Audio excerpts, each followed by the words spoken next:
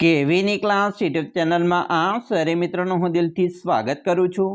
આજે વિદ્યાર્થી મિત્રો વાત કરવાના છીએ ધોરણ 5માં આપણી નવીન પ્રોજેક્ટ પ્રવૃત્તિ બુક જે આપવામાં આવેલી છે તેમાં પ્રવૃત્તિ નંબર 13 રૂઢિપ્રયોગ।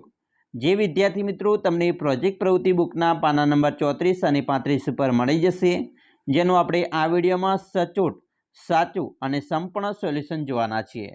તો ચાલો વિદ્યાર્થી મિત્રો વિડીયોની શરૂઆત કરીએ। તેના પહેલાં તમે ખાસ ચેનલમાં નવા આવેલા છો તો ચેનલને અવશ્ય સબસ્ક્રાઇબ કરી વિડીયોને લાઇક અને શેર કરવાનું પણ ન ભૂલતા।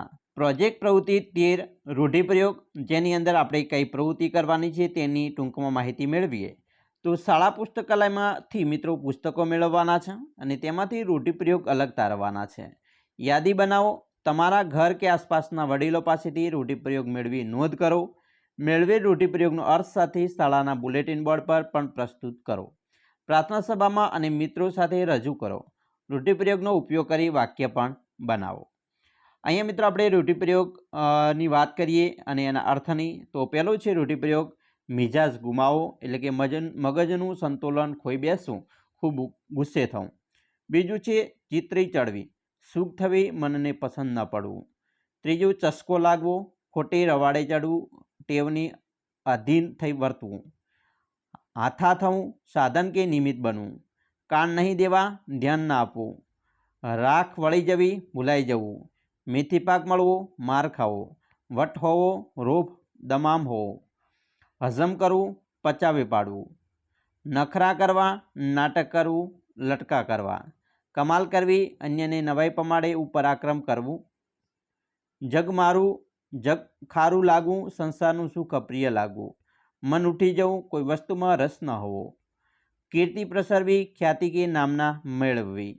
દાઢ શેરડો પડવો, હૃદયને આઘાત લાગવો, ધ્રાસકો લાગવો। ખો ભૂલી જવી, જિંદગીભર યાદ રહે તેવો પાઠ શીખવો।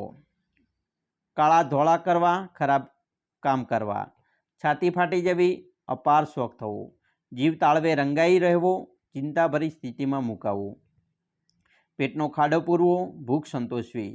માથું કોરાણે મૂકવું, જીવનનું જોખમ ખેડવું। હાથ કાળા કરવા, કલંક લગાડનારું કામ કરવું। ઝાટકણી કાઢવી, સખત શબ્દોમાં ઠપકો આપવો। દયા ખાવી, અશક્ત કે નિર્બળ પ્રત્યે લાગણી થવી। માયા લાગવી, મમતા બંધાવી, લાગણીનો સંબંધ થવો। આત્મા ડંખવો, હૃદય ખૂબ દુઃખી થવું।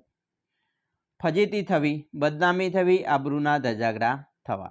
તો આવી રીતે વિદ્યાર્થી મિત્રો આપણે રૂઢિપ્રયોગ લખી શકીએ છીએ। અહીંયા તમારી સહી, વાલીની સહી, તારીખ, પ્રોજેક્ટ પ્રવૃત્તિ કરીએ તારીખ અને શિક્ષકની સહી કરવાનું ન ભૂલતા। અમે આશા રાખીએ છીએ તમને આપણો વિડીયો ખૂબ જ ઉપયોગી નીવડશે અને ખાસ વિડીયો ગમ્યો હોય તો લાઇક, શેર અને સબસ્ક્રાઈબ કરવાનું પણ ન ભૂલતા।